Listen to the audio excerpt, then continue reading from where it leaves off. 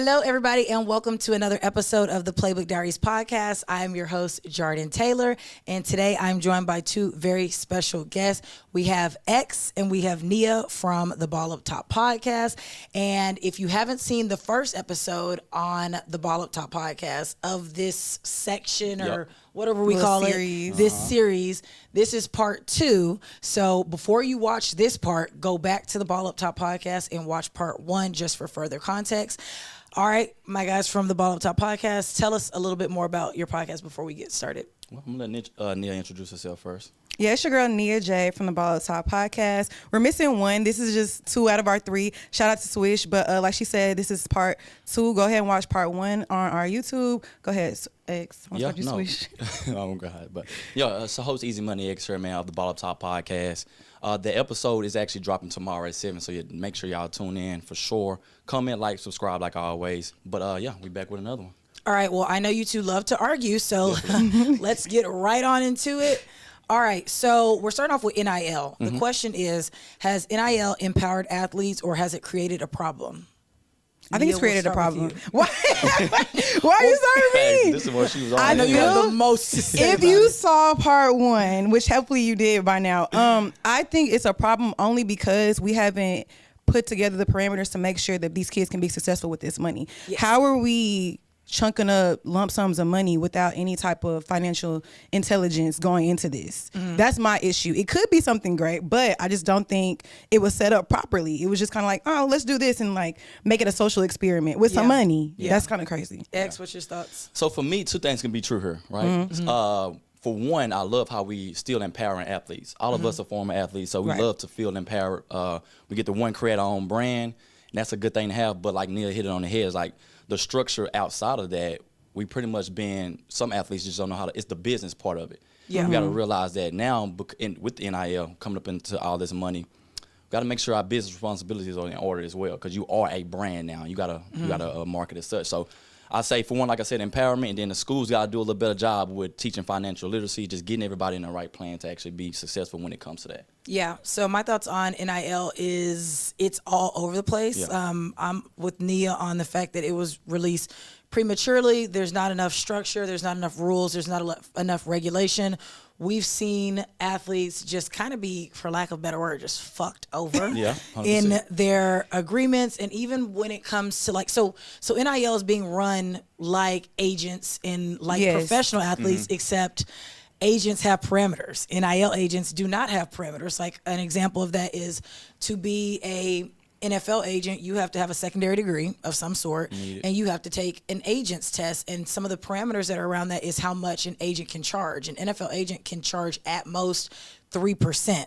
In NIL, there is multiplied by 3. Yeah. So on average right now in 2026, the average NIL agent is charging anywhere from 10 to 12%, which is kind of large, but there are some NIL agents charging up to 22%, and it's really just how much they can get out of that particular athlete. And let's be clear, these NIL deals aren't for millions of dollars. Yeah, they're like not the NFL contracts are millions of dollars. These NIL deals are like hundreds of that. What is like? Is that even the average? Hundreds of thousands? So I think, it depends on what part of NIL you're in. So if you're talking about high school students, I think the majority of high school students are getting NIL deals and it's just free merch. So there is no monetary amount. So it's free merch. So how do you pay your agent? Literally. A percentage off of, what's those boxers, the PSD boxers? You get 3 out of the 10 that they sent me. Like, there's 3%. Yeah, it's not fair. They're getting over on their likeness. I think the athletes should get paid on their likeness, because I would have loved when we were playing. I would have loved wait, hold on, a little bit of shine when I come out of, because women don't really go pro. So it's like the likelihood of going pro after college is more slim for women because of the options and whatever else. But to leave with some type of like marketing ability to set yourself forward, I would have loved that. However, it's just like, did we really think about this before we did it? But if y'all, to stay on that topic though, I don't know if y'all remember, like they kind of was getting pressured to put out some type of form of payment for these athletes, which is fair, because they was getting, you can actually see it to where the schools was getting so much money behind the name and image of these players, and they wasn't getting anything. So well, yeah, they were being pressured, but when has the NCAA moved because of the audience? But when I say pressure, they were getting pressure. They get pressure. They get pressured a lot. Yeah. And they get pressured for how they handle off the field issues, and they still haven't moved on that at all. Facts. No, the NCAA doesn't care. They could have taken an extra 2-3 years. I mean, I think that the future of NIL looks like we'll see, obviously more regulation, but it's just sloppy right now. It's all over the place. It's a social experiment. It's a free. Let's give these little chickadees some money and see what they do with it. See if they go crazy. Like they're not even hiring lawyers to look over your money. But if you think about it, that's because we had a guest on Chauncey. He was actually getting one from Clemson. But the way it is, I think you got to always remember that it's still a business. It is. Even though I give you this money, I don't care what you do with it. Because at the end of the day, if I get your next contract, or like college students, like he was a freshman when he came in, so now I can give this money. We use a high recruit coming in. I seen what you did with it. Your grades not is high. You not performing as well on the court. So now when it's money's away, now I can sign you at a different level. So if you look at it like it's a business still. Like I'm gonna give you this, not knowing that if you come back in the future, like trying to re-up. Now your value has diminished, so now I don't have to give you as much. So I really don't care what you do with it in a sense, and that's how they treating it. So basically, it's not the NCAA's fault. Hey man, not completely. There's still some accountability that needs to be taken on the parents for the high school students, for sure, and the athlete themselves. So some of like what we kind of going back a little bit. I forgot. I totally blanked out what I was going to say, but we're going to. That's the ADHD. No, literally, it started kicking in real heavy. Okay, so like one issue with like NIL, one of the reasons why NIL agents charge differently than an NFL agent is because NIL contracts are negotiated on a yearly basis. Exactly. So they charge more up front because they're going to have to go and renegotiate every single year, as opposed to NFL or NBA, it's one negotiation for a 5-year contract. MLB is one negotiation for a 10, 15-year contract. They're making money. They don't have to go back and forth. So what happens, so a general manager's position for a football team, let's take Texas Tech, for example. If they just offered Felix Ojo out of Mansfield Lake Ridge, I believe, $5 million. He signed a $5 million contract, but they can go in and renegotiate that after the first year. So if he comes to Texas Tech, doesn't perform the way that they expected him to perform, they can renegotiate and say, because that $5 million isn't all up front. It's like, okay, $5 million for 4 years, you're going to be paid on a yearly basis.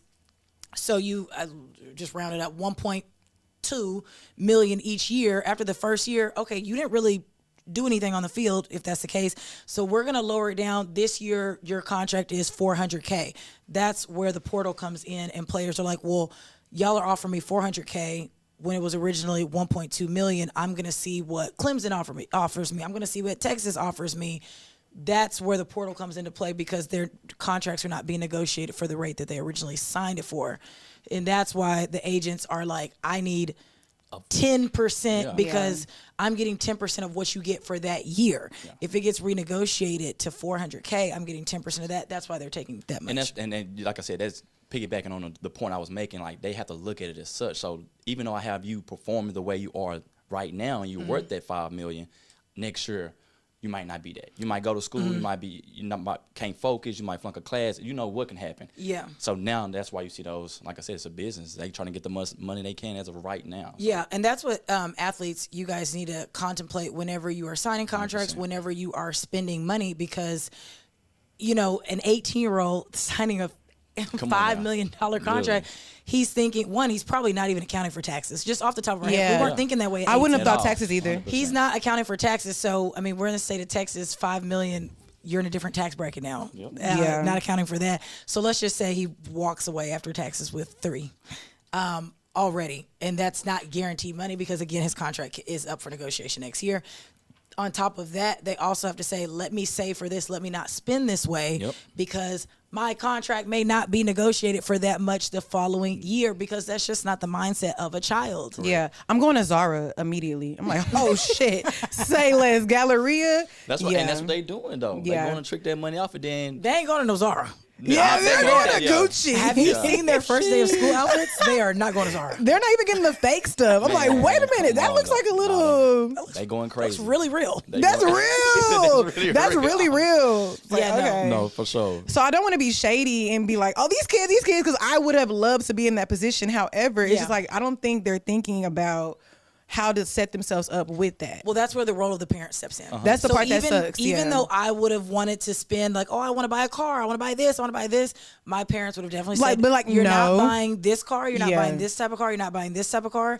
My parents would have went to a car dealership with me to say this rate is ridiculous. My parents didn't even allow me to have a car my freshman year in college. I didn't. It was like, you're not going to be ripping up and down the road. Because I was in Kansas, so it was like, oh, baby, she's not going to go to Oklahoma. How are you going to get back and forth? They stay didn't there care. until I come get you. They didn't care. Jesus. I had a teammate who lived in Dallas, so I would go home. But we miss Thanksgiving, we miss Christmas, we miss New Year's. Why are you coming home? My parents are coming to see me. Yeah. So my sophomore year after I was on the dean's list, they was like, here you go. Yeah, I got a brand new. I did too. Yeah, I got a brand new car, fresh off the lot, my sophomore year of high school. Well, okay. And for college, they said you will not have this car. I said, Yeah. wait, y'all bought a brand new car for me to not have it for 1 year. Okay. In Oklahoma, I said, what if I your need to freshman get... year makes or breaks you. I get it. It now. really does. They were like, stay on campus. They said, if we give you a car, you're not going to get to meet Hell people. nah, baby. You're I not look, going to though. socialize. And I was like, it's a safety issue. I'm a girl. Give me Your a parents vehicle. was like, I don't give a fuck. I don't want to ask people for rides. And they were literally like, no, we don't give a fuck. What were But you that's what I'm finna saying. say? So, because I remember y'all hinted on this on our podcast, is that just a privilege that you guys had? Yes, 'cause we had most intelligent athletes parents. Don't come in like they parents can't afford to come get them. They parents can't afford. Yeah, to so come. you're stuck. Exactly, but I got this money now. Now I'm finna spend it. No. Yeah. And Okay, I get what you're saying. You see what I'm saying? You're Like, saying I- he's saying that some parents don't have the prior like financial knowledge I'm in a to situation be where I able gotta to buy- go to a dealership with their kid and say this rate is absolutely ridiculous, or just the thought process of, oh, like NIL is so new. You're not dumb if you don't know about NIL. Correct. Right. We work in sports. We're heavily involved in sports. The average person does not know that these contracts are negotiated on a yearly basis. Yeah. They're thinking, oh, $5 million for 4 years. That's that. Yeah. The average person not does it. not know that. So you're not dumb if you don't just know that off the top of your head. And a lot of people hearing this is going to be their first time realizing That this, that, annually oh, on this is Yeah. renewed annually and can be changed. I don't think you're dumb if you don't know it. I do think our privilege is showing that we did have parents who were intelligent. But then it's also And highly if- involved. So just because our parents were intelligent doesn't make other parents I'm saying, dumb. okay. But, But that's just our privilege showing. It's just like, But maybe parents and the kids, like as a student athlete, you're learning the playbooks. Now you have to go out your way to That's the only to thing I'm learn- saying. Yeah, yeah. To learn these things, you have to look at it. I mean, you can read the contract. I'm a grown. read the contract. I'm a Chat little- GPT the They're not reading contract. I'm a grown-ass Y'all adult. ain't And even- that's y'all what ain't my even issue signed- y'all is. ain't even read That's what my issue disclosures is. on I don't the think the code and parents credit are code. dumb. I just feel like they're not taking the time to invest into that. We're talking about parents who didn't come to games, didn't come to practices for the most part. Also, I'm not shading that. I was in Kansas. My parents didn't come to every single game. You get what I'm saying? Yeah. But it's just like whenever it's a large amount of money on the table, they're going to think, let me get somebody who is going to do this. If I'm not going to read the contract. They're not even reading the contracts. Yeah, no. I mean, That's at the problem bare- that I have with at it. the bare minimum, Read as it, an athlete, as the parent of an athlete that is dealing with NIL, you should at least hire a lawyer just to look at the contract. We're not talking about have a lawyer on retainer. You pay $350 for Once. a lawyer Yeah. once to read that very contract, and to pay somebody under $400 to look at $1 million contract. I think that's a pretty safe And if you're in the bet. DFW area, I know a lawyer for you. I got you. I will give you her contact information. Yeah. Please pay that one little fee one time just to look over it, and then moving forward from there, do what you will. But come on, y'all. That lawyer will read that and say, this clause in here means that you They will put it in layman's Yeah, they'll say it terms. in a way that you can understand. They'll say, this clause means that you cannot, do another type of NIL deal with against a competitor. Yeah, they'll yeah. let you know what They'll what lock you it in a means. 360 deal if you Yeah, sign it. you'll never get Yeah. they'll let you know that. And I think for $350 on $1 million contract, it's like that's the least that we could do. We don't need Ray and your uncle and everybody looking over contracts. They have no expertise. They're not a lawyer. They have no degree in that field. We have to stop trying to spread. We want to spread the wealth and keep Yeah. it in the community. Yeah. But we got to draw the line. Don't let nobody that's in a position that you don't want to be in handle just common your sense right business. there. If you're not in marketing, I'm not going to let you run my marketing. Come on now. Literally. That just makes sense. But yeah. Yeah. Final thoughts on NIL before we move forward? NIL is a blessing and a curse, but it could be a blessing if it's handled the right way. So hopefully moving forward, there will be more like-minded individuals that want to see kids succeed as opposed to like getting rich off their backs that will like feed into NIL just so it could be better for the future. That's all I want. Put in the parameters for these kids to really succeed when it comes to the money. Yeah. Your schools got to do a better job. I mean, because these kids that's coming out of high school literally, it don't take much to have a class. One teaching that. One class. Just one class. And you can have, matter of fact, you can do the auditorium and have one big, put it on the screen. Like, this is a mandatory thing we have to do in order to get y'all to the next step. Okay. Literally. My final thoughts are, I think the responsibility falls on the parents and the athlete. You got to do your due diligence. Get on the internet. Get on, maybe not ChatGPT, but, you're going to have to do your own research to put yourself in a better position, and we all have to do that. Anybody that wants to level up, we have to do our own research to a certain extent. So with that, let's move on. We've had so many accusations and sexual assault allegations. We've had domestic violence allegations in all the leagues, MLB, NFL, NBA, but it's really heightened in the off season. So what are our thoughts on how the leagues handle accusations versus how they handle like convictions? Why did y'all both look at me? Because I have plenty of thoughts, but I don't want to get canceled. Order of operations. I mean, I do think that the way they handle the accusations, whether they're true or false, should be fixed because it's not enough consequences for people who are falsely accusing. Like, you could derail somebody's entire career by saying he did something that he did not do. That's step one. How about we double down on the women who are lying, and then maybe we'll get something going. But football players and boxers, what's wrong with y'all? Yeah. Why are y'all always putting your hands on women? Miles Bridges is in the NBA, so I'm not gonna lie. Whenever they was fighting, I was surprised he hit a nigga because I'm like, oh, you hit niggas too? Didn't know that. But I just feel like, what is wrong with y'all? In the NBA, we can't say CTE. So this is the part that I want to add as like a disclaimer for that conversation. So a lot of times it gets brought up, we need to convict the women that are falsely accusing, but I have to add, false convictions only account for 2%. But I did want to say that just because it does happen. It does happen. And that's not fair. It does happen. But if 1,000 people you're right. let's just use regular numbers. If 100 people are accused of a sexual assault or a domestic violence claim, right? Only 2 of those women would be lying. Is what the statistic is. Second thing is, that a lot of people don't know, just because someone is not convicted or a case is dropped does not mean that the woman or the accuser was lying. It solely means there was not enough evidence to prove that this was truth. Yeah. You got to think about domestic violence, sexual assault. These things are done in intimate settings. Exactly. They are done in privacy. They're typically done where there's not video cameras where no one else can see. So it comes down to it's his word versus my word in most cases, right? So when I have to tell people, I'm like, when these cases get dropped or they don't go to court, a lot of times it's not because this woman was lying or she was caught lying. It's just because there's not enough evidence to lean towards either side. So it's like, but that's why you see a lot of people now, they quick to pull out them phones. Yeah. They gonna record your ass. So, as you should. And they have it on the side. You done hit her about 3 times. She got this, but I did the whole, you done. Did y'all hear about that situation with Tylil, the streamer? He had he had an allegation brought against him, and he just so happened to start recording.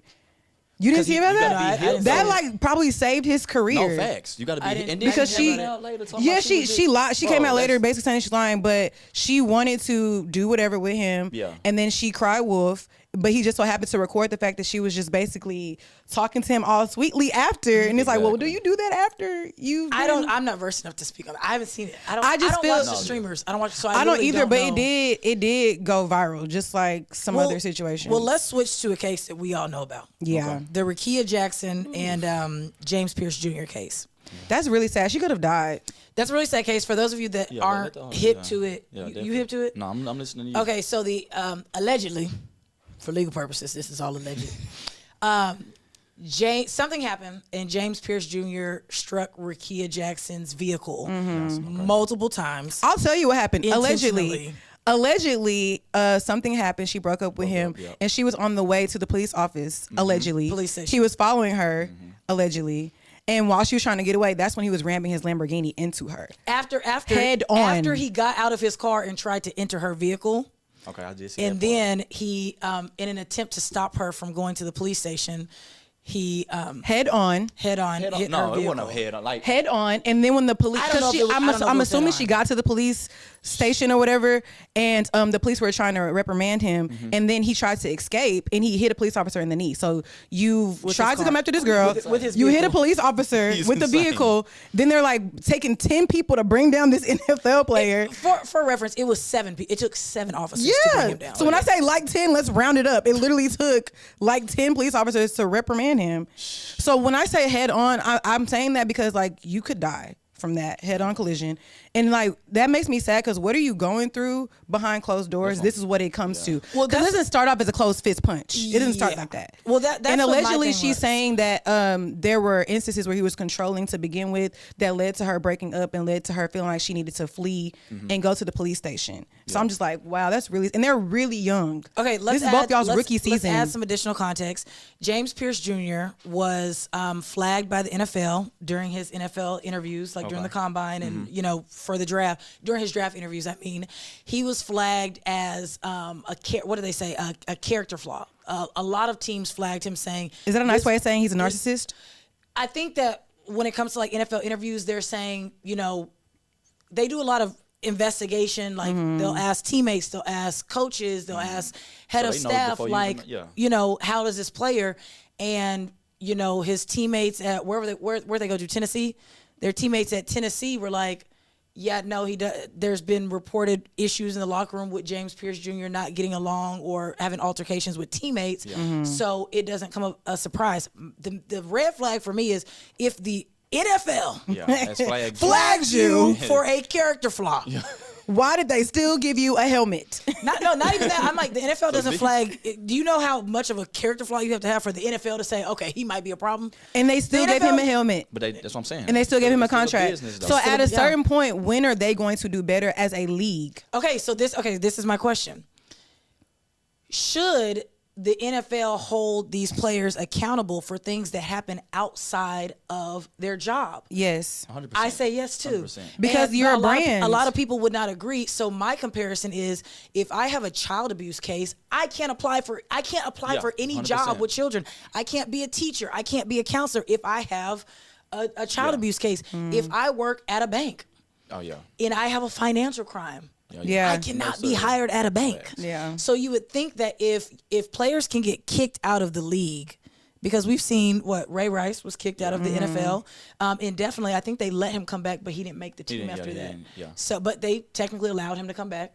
But if you're gonna kick players out of the league for domestic violence issues, why are we letting them into the league when they have them before? Because if I had a pre-existing child abuse case, I still couldn't be a teacher. Let's take it a step further. If we have these interviews and we're flagging these things, what is the purpose of the flag? Just to make people aware. Because And then I- do I- what with that? But I still feel like you still have to give, even though, granted, disclaimer, this is not the situation you want to be in, right? Right. But just in life in general, we still have to give people, it's still proven innocent to proven guilty type thing. So in his situation, of course, he was flagged, teammates seen this, that, and the third, but like, as a person, like, it's like when we dating somebody, I can hear somebody say XYZ about you, but I want to see it for myself. I'm not gonna That's a judge good it example. book That's by fair. its cover. I've been doing a couple So- red flags here and there. Yeah, I mean, that's what come on now. Let's keep it running. The flag We was a done little all yellow. ignored- We done all ignored a couple. No, for sure. The flag was a little blinking stop We done all sign, but ignored it. hey. So now he's actually presented it to the NFL. Now it's time to actually do something with this. Like, But now we will see they it for do ourselves. something with it? Oh, 100%. Come on now, ram it head on, as you say. Miles Bridges' girl or whoever had the evidence. I mean, mind you, he had a case yesterday. Yeah. It was I've seen trending that one. again That's crazy. yesterday. I couldn't really But pick I up don't on that one. understand. So it's like once that stuff is out, what are we going to do with that as a league? Because this is a business. Well, You are what- a brand. But that's what I said. Like, how do we handle an accusation versus a conviction? Investigate like you do everything else. Well, it takes, on average, a criminal case is about 1.5 to 2 years. So it's like, we're going to let them Boo-hoo. play. Like, because there is a small chance that somebody might be lied to, if we're going to let what's it called, jurisprudence. If we're gonna let innocent till proven guilty, the league technically wouldn't be allowed to, or shouldn't be. If we're arguing that they deserve their day in court, then we're also arguing that the league should not punish them or penalize them until they're convicted. I think that's once cap. they're convicted. That's cap. But that's what I'm saying. It's any other job where you clock in, if you're in trouble, you get placed on administrative leave while we investigate. I didn't say you did it. I didn't say you did it. You can still get your check. Sit at home while we figure out if you hit this woman or not. If you choked her, if you rammed your Lamborghini into her multiple times in a head-on collision, let's investigate. You shouldn't be allowed to wear my jersey and wear my brand because that looks like I stand with domestic violence. Okay, so... And I'm just playing devil's advocate. Please. Let's be real for a second. Okay. Who works for these leagues? What do you mean? Former athletes work for these leagues. Yeah. Former athletes that have had some of these issues themselves. So they know That's the game. who you want investigating a crime. If you're crazy. the victim of domestic violence, you want another former player who has personal ties throughout this league investigating your case. No. It's the fact they don't even fake it. The leagues don't even fake that they're investigating it, though. They don't even pretend. They don't even act like it's an issue. Like I think the NFL and the NBA handle them differently. No, NFL, I would say NFL don't give a damn. NBA, I'm surprised at how the NBA handled Miles Bridges. But I will say... What do you mean, really? I think the NBA be on top of it. I feel like the NBA is on top of it. What was his punishment for beating up his That's what I'm baby saying. mama? So if they be on top of it, what came of it? We saw everything on social media. We saw the photos and then we of saw her. him fighting last week. Not to my knowledge. Okay. I haven't heard anything. I'm just asking a question. Was he charged with anything? Not to my knowledge. Let's see. Oh, okay. I don't know. I just feel like that's bad for the brand. When you can find another Miles. Restroom and hit a. Come on, if you would my thing is if I'm not charged, because we gotta realize as well, this is money behind this. So you gonna do your proper investigation. This costs money to do. If I'm not charged with nothing after your whole thing, what you gonna? I'm just saying. I'm not saying I'm with it. I'm just saying, was he charged for anything? Ain't nothing on his record. So he got suspended. He was suspended. By 21 games, I think he did. He was suspended for 4 games for the on the court incident, which is that's fine. It says fighting a man ain't nothing. Just let niggas fight. Did he even connect the punch? It's fine. According to the internet, it says the incident in June 2022, the NBA suspended Miles Bridges for 30 games following a felony domestic violence incident. The NBA be on top of it. That's what I'm saying. I think the NBA handles it well. NFL. So why should he still be allowed to keep his job? Is my question. I'm confused. Because at the end of the day, it's still a business. I have the right to employ somebody if I want to. Like if I do my proper due diligence, I'm gonna give you 30. Hey, when you come back, we here. That's crazy. I know it's crazy, but it's a job. I can do what I want with my employees at the end of the day. I know it's not good to hear, but it's hey. I just think the message that sends out is way more important than winning games. Because the message just sends. I agree with domestic violence. Woo woo. No, I don't. That's how I receive it. I don't think that it says that. It says the money means more to me than being morally same thing. grounded. Okay, well that's the world in general we live in right now. Shit, let's be honest. I hate it here. I would argue that there are more bad people in the world than there are good people. Come on. Okay, that's cap. She thinks I'm a bad person because I watch baddies. No, I think you're ghetto. Okay. I don't think you're a bad person because you watch baddies. Go to the deepest part of hell. Ghetto heathen. You're not a bad person because you watch baddies. You are unkept, you are uncouth, and you're trifling if you watch baddies. Did y'all watch the episode last night? And you support the demeaning of black people. Look at you supporting some type of... That's not domestic violence. That is not domestic violence. It's violence. It happens. It's part of the game. Oh, well, you can't argue my both. brother Hershey. Okay, so closing arguments on that. I think my general sentiment is I think the NBA does a great job of how they handle domestic violence and abuse cases, also sexual allegations. Generally speaking, NFL could take some notes, but I think that NFL is more profitable than the NBA, and I think that the NFL is like, our bottom line is the money. We don't give a fuck what y'all niggas is doing off the court, and that's it. I mean, that's that. So. Yeah, like I said, I just think they have the right to handle it how they want to. Obviously, nobody's going to like 100% with what you're doing, but, hey, it's a business, as we all know, and what they want is what they want. I feel like both leagues are just a revolving door. Every year is going to be drafts. Yeah. There's going to be more athletes. Get them gone. There's always a better athlete. There's always another. You can find another one. Man. I'm sorry. We probably know a few that's at South Oak Cliff right now. Find another one. Raise up the child better and move forward. Because I just feel like, I don't know. I don't like it. It's just too much. Okay. All right. In lieu of like the NIL conversations and the transfer portal, we have crazy stats on the transfer portal for both men's and women's athletics. What should athletes consider before entering the transfer portal? As far as moving colleges? Like deciding to stay at schools, just like contemplating leaving, what schools they're gonna consider when leaving, like what should they consider? Before they leave? For me, it's going to be like, and we don't see a lot of this as well. Like, I think that's the way high schools are raising these kids as well. I think we should go where the difference is going where you want it versus where you need it. A lot of them just going where they want it right now. I mean, if I can do it all over again, I'm going to where I'm needed at. Because that means they're going to actually put the time in to develop me properly. They're going to make sure that I'm in the right position whenever on the court or off the court. A lot of these, like I said, a lot of these students are just going to where they want it. I can throw this most money at you. But here, you might play, you might not. I got 8 other people that's trying to come right behind you. So that's what they need to do. Go where they actually need it at versus where they want it. I just feel like it becomes like a popcorn thing, and it starts before college. With all the transferring in high school that they do. Like popping like for where you're wanted. Like you just pop, go for whoever is saying that they want you the most. It starts in high school though. They do that in high school. They transfer here and there to where they're wanted, not necessarily needed. And then I just feel like it becomes less about playing the sport. Yeah. Especially once you're talking about eligibility and red shirt and all that stuff. It's just like, so do you want to hoop? Do you want to play football? Yeah. Like what is the goal? And I think that's what they really need to assess. What am I trying to get out of this? Because it doesn't seem like football or basketball is the focal point to me. Okay. I think that for me, athletes, and I'm coming from someone that was not a collegiate athlete, so that's fair. I'm lacking a little bit of perspective. But I think that kind of on X's, the way that he went was when you're considering transferring, you need to figure out what your goal is as an athlete. Is it to play or is it to maximize my money? Yeah. And those two answers will get you, like how you respond to that question will get you 2 totally different routes. If I'm just like, okay, like I'm a big personality, I know that I might be decent in college, but I know I'm not gonna make it to the NFL. Yeah. Cool. I'm gonna hop around, be in a couple different jerseys. I'm gonna try to maximize NIL, and that's if somebody has a good personality. A lot of y'all don't have good personalities. Wouldn't recommend that. But yeah, it's like I'm just gonna try to stay in college as long as possible and milk it. If I know my chance of going to the league are slim, yeah, I'm gonna stay in college. I'm gonna, be cute on the sideline. I'm not. We're talking about niggas. What you mean be cute on the sideline? Some of them are like they know.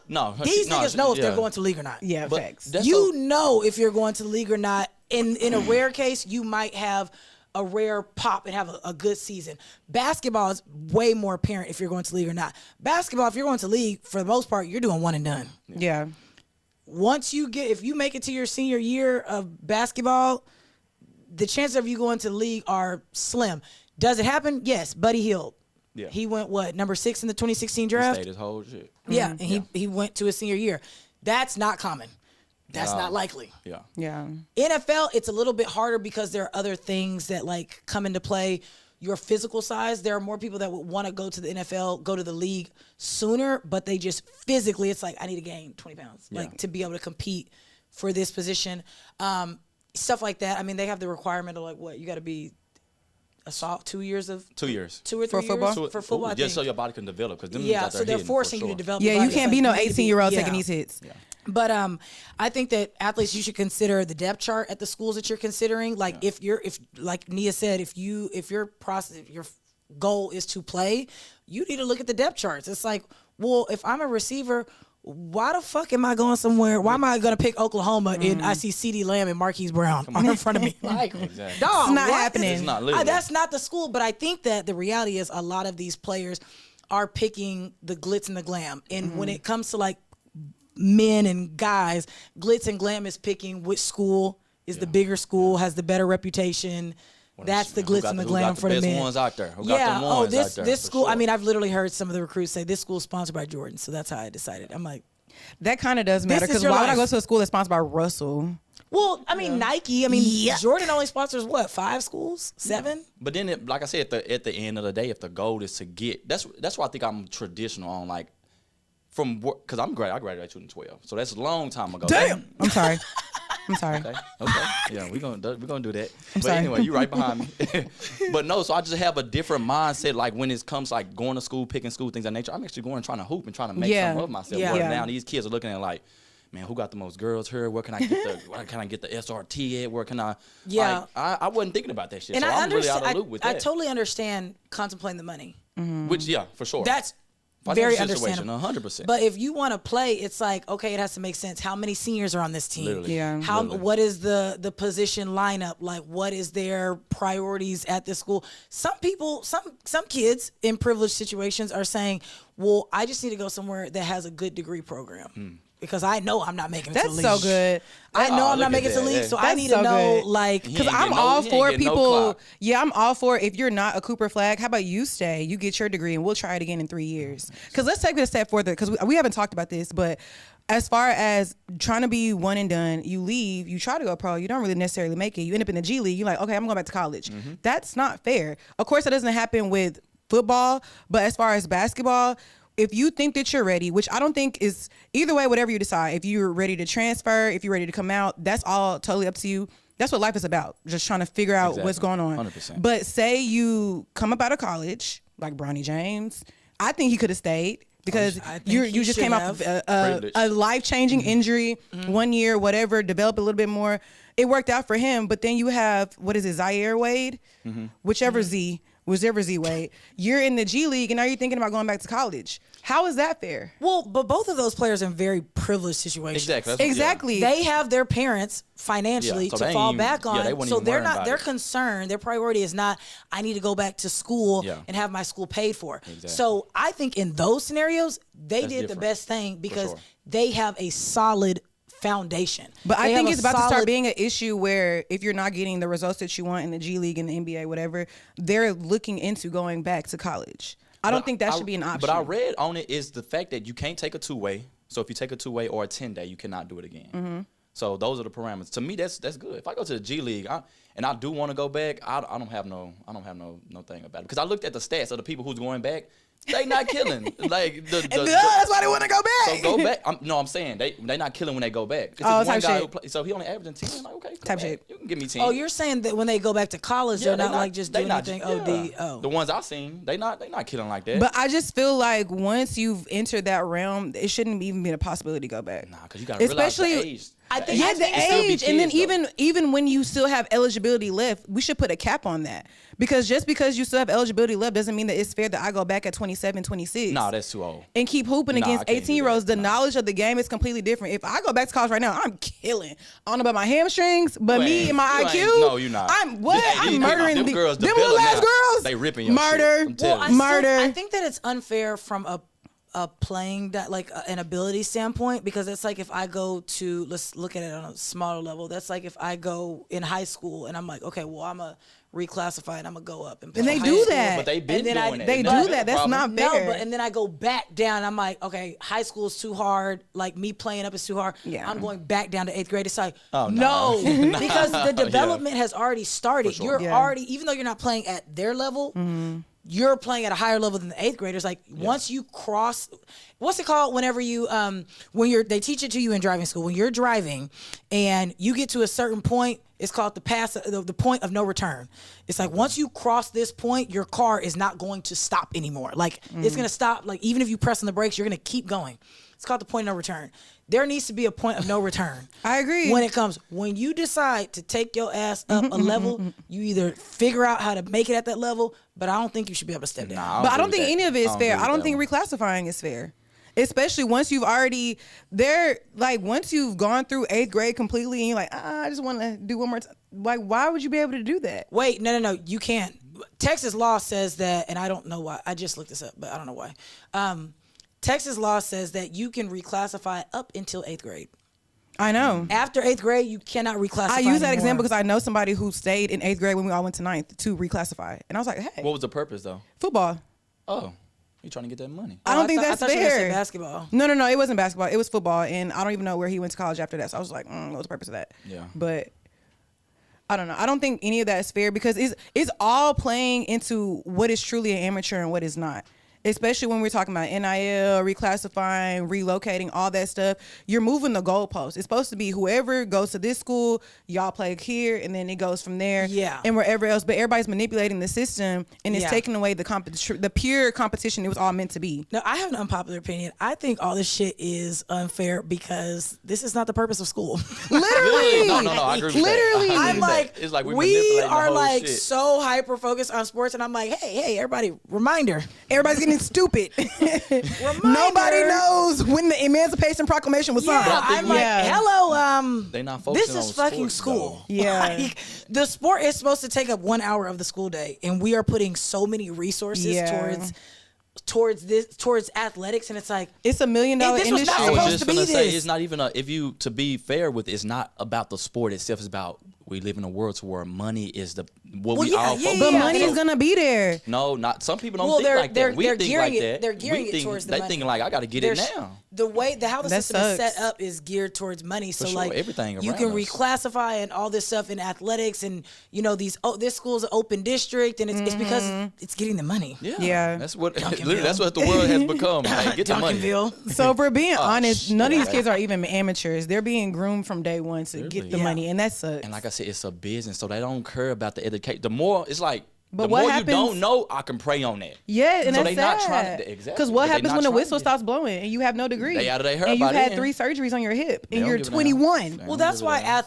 why there's a significant increase, and I talked about it on one of my posts on TikTok on when athletes are no longer athletes, whether they go that's the from hardest, collegiate athletes to being a normal person, they have to find a job and do all these other things, or they go from being pro to being a regular person. There's a significant increase in depression levels and Yeah. suicidal thoughts 100%. because their whole life they have been told that they matter and their value is in them being an athlete. So when you remove that aspect from them and they're no longer athlete, in their mind, their minds are processing it as I'm no longer valuable because what made me valuable, I don't have anymore. And so I guess like my recommendation to athletes is, and parents of athletes, of like especially high performing athletes, is you still need to make your child feel wanted and important and valued even outside of their sport. And I think that parents are like, you need to focus on, like, 100%. Think about Troy Bolton's dad on High School Musical. He was like, Jordan, we're 30. They don't know what that is. I don't care. I don't care. We're 30. They don't know what High School Musical is. Listen. Troy Bolton's dad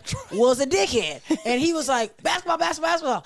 And he didn't want the nigga I want to sing. He didn't want that nigga singing. And it's like, he wants to sing. Let him have hobbies outside of their sport. It's important for athletes to have hobbies outside of their sport because we are still humans and humans are 100%, dynamic. 100%. We cannot be hyper focused and only have one interest in life. Yeah. It is your child having other interests outside of their sport is not them being like, oh, like you're not taking basketball seriously. You're not taking no, nigga. Basketball basketball is not forever.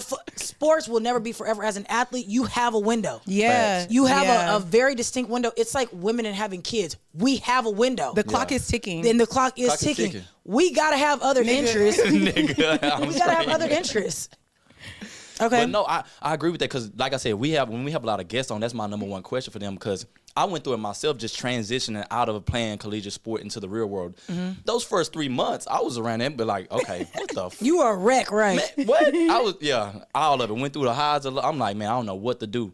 And like I said, talking to Swish, he was the same way. Just talking to all the athletes that's come on the podcast, they the exact same way. So you realizing like you really starting like life at a later age when everybody else is already going, that shit can kind of. And because you were an athlete, most of y'all probably didn't have internships. Y'all didn't have jobs. Exactly. Didn't Like have the other time. kids. So you don't. types, you didn't. So you don't have experience. So it's like we gotta come straight from the beginning. Yeah. I just think there's more that the athletes can get out of college than just the money, as far as like the experiences, those internships, the what's the word I'm looking for? like the connections that you get from that you being at build, certain schools, yes. use that up, play that up. So even if it's not like the money in the NIL in the league, you can still get a degree. Yeah. And a lot of people don't have that. Yeah. So that's very valuable as well. Of course, it's not monetary amounts in your bank account, but that's invaluable. So I'm just a quick one. I'm at a Chase that's located across from SMU. A lot of those, you know, that's the demographics over there, whatever you say, but demographics, yeah. But anyway, you see a lot of those them kids that's playing those sports, they are interning while they're doing it. I know Now, kids, wait, they come you talking about SMU? 120. You talking about SMU? Yeah. Yeah. So SMU, I'm gonna just say it's different. I did work for SMU for 2 years in student athlete development. SMU has the best setup for how don't they play. set Oh up my their God. athletes after college. But SMU is one of the few universities that has their degree program set up to where the football athletes and their athletes can take classes in the harder majors. Yeah. So Yeah. a lot of SMU's football team, they're graduating with an SMU finance degree. Yeah, they don't even coming get out me of that. started on that shit. Because when I was at TSU, I told them exactly what I wanted to major in, and they put me in like the basic. What's the basic degree where it's like interdisciplinary studies? And I was like, Yeah. I can't do shit with this degree. She I got don't want general this. studies. So I'm Yeah. like, bye. But they literally would do that, put you on an easier path because I think you're stupid or whatever the case. No, it's just to make so your you could life like, easier. Yeah, to but make it I don't easier. want I want my degree to be in something Yeah, functional. want but focus from on the that school on that. side, it's like It's a your business. your main focus. We brought you here for basketball. Exactly. We don't want Exactly. anything. How about hindering make basketball. my main focus fit what I want to do after this shit is done? Because What did X say this whole podcast? tell It's a business. But Once when you I'm done with separate this, that- set me up for success as an SMU. This is a historically black college and university. Facts. Yeah. Set me up for success because you know the ball's gonna stop bouncing.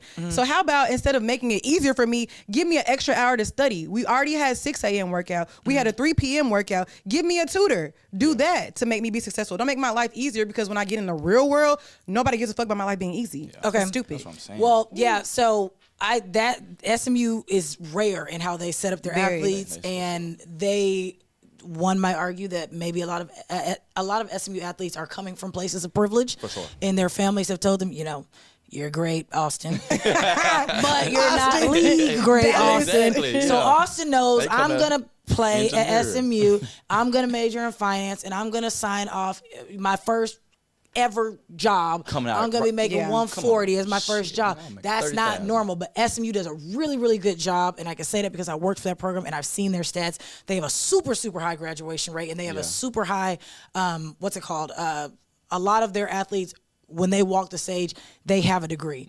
We got to wrap up here. So our final thoughts. I got the closing arguments. I got this from Closing you guys. arguments. We are not in the court of law, bro. Whatever. Anyways, I said, okay. I got this from y'all's podcast because we didn't get to do it last time. What are you still trying to prove to yourself? Ooh. And whoever has their answer first. While y'all think about it, I'll go. Oh, please, because I'm Okay. like, damn. One thing I'm trying to prove to myself is that hard work does pay off. Okay, that's good. But you must remain patient. Everything is not, I'm so used to like being good at things quickly, but it's like just because you're good at it doesn't like you still got to be patient. You still got to be patient, and hard work will eventually pay off.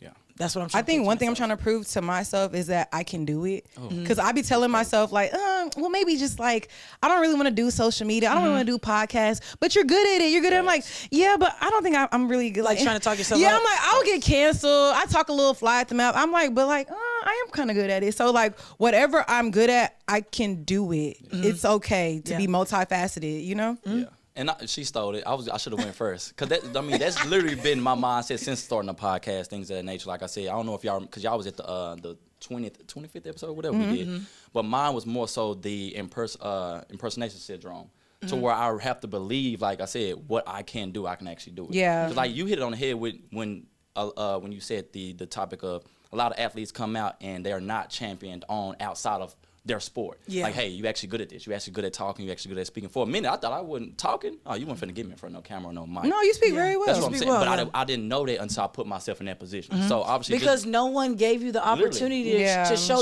that, yeah. you had dribble the other ball, nigga. strengths. Yeah. Facts. That's No what What one did it say? highlighted- Shut up and dribble. Yeah, shut up and dribble. Literally. You had other strengths, just nobody tapped into it. Facts. Yeah. So I would definitely say I'm hitting on with that one. Just believe in yourself and knowing that you can actually do whatever you want to do, really. Okay, awesome. You guys have heard from them. I am your host of the Playbook Diaries podcast. I'm Jordan, and I'm signing out with X and Nia from Ball Up Top podcast, and we will see you next time. Yep, that was a good one.